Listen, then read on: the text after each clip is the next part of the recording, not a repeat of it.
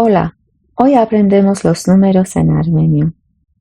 La palabra número en armenio es tiv y el plural números es tver. Hoy aprendemos los números ordinales, que en armenio es dasakan tvakanner. Los números ordinales en armenio se forman con las terminaciones rort, erort.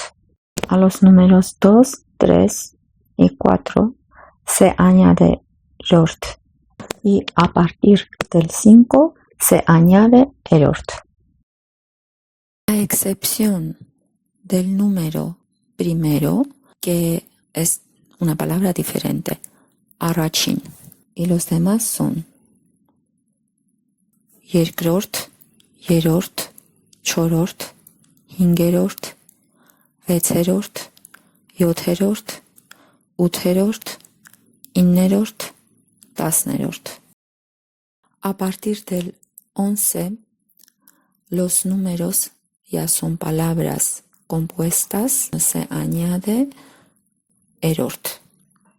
Y su formación es un poco diferente.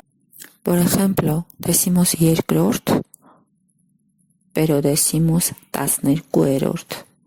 Decimos երրորդ, pero decimos տասներեքերորդ.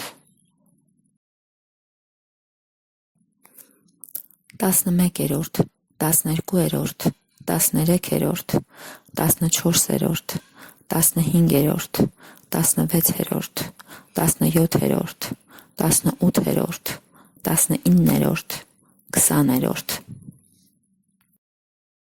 Որ հարկում ես ապրում?